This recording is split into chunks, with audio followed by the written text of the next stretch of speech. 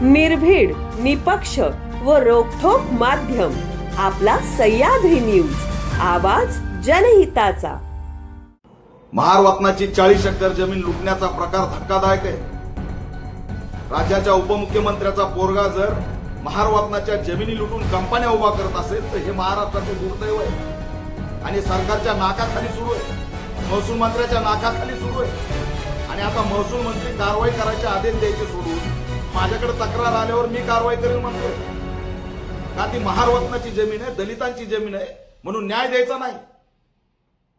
हे धक्कादायक आहे की महसूल मंत्री म्हणतात की तक्रार आल्यावर मी कारवाई करेन. त्यांच्या सरकारच्या नाकाखाली जमिनी लुटल्या जात होत्या.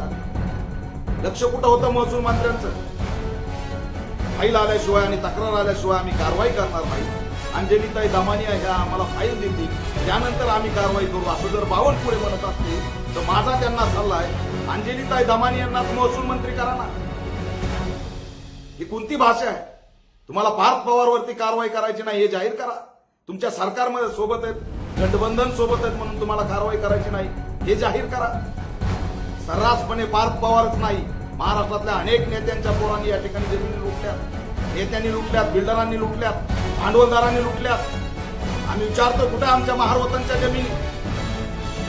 सामाजिक बहिष्कार आमच्यावरती गावामध्ये आम्ही महार म्हणून टाकतात आणि त्यांच्या जमिनी लुटताना लाज वाटत नाही. तेव्हा तुम्हाला असणार जातीवाद त्या ठिकाणी दिसत नाही. महारवतनच्या जमिनी लुटणं ही अट्रॉसिटी, कारवाई झाली पाहिजे. ताब्यात घ्या या भांडवलदारांना, उद्योजकांना, ज्यांनी ज्यांनी असणार महारवतनाच्या जमिनी लुटल्या. साधी कुठलीही जमीन घ्या, पार्टनर केलं जातं. महार समाजाचे म्हणून त्यांना तुम्ही 5-10 हजार रुपये देताय आणि हे खुलेआम सुरू आहे.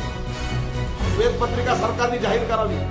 आज महाराष्ट्रात किती जमिनी महारवतनाच्या अस्तित्वात आहेत, त्यांच्यावर कुणाचे ताबे आहेत? राज्यातल्या सर्व कलेक्टरांना आरोपी करावं. कलेक्टरच्या सहीशिवाय हा सावळा गोंधळ सुरू नाही. सरकारच्या नाकाखाली पुण्यामध्ये कोरेगाव पार्कमध्ये मोक्याच्या ठिकाणी महारवतनाची जमीन लुटली जात होती. काय करत होतं सरकार? मी आभार मानतो श्री 24 तासचे, त्यांनी महारवतन जमिनीच्या संदर्भात या ठिकाणचा हा भ्रष्टाचार बाहेर काढला. कशा पद्धतीने महाराष्ट्रात दलितांच्या महारांच्या जमिनी लुटल्या जातात हे G24 तासनी दाखवलं. त्याबद्दल मी त्यांचा आभार व्यक्त करतो. जे सरकारला जमलं नाही ते G24 तासनी करून दाखवलं. दलित आहे म्हणून नाकारायचं, त्यांच्या जमिनी लुटायच्या.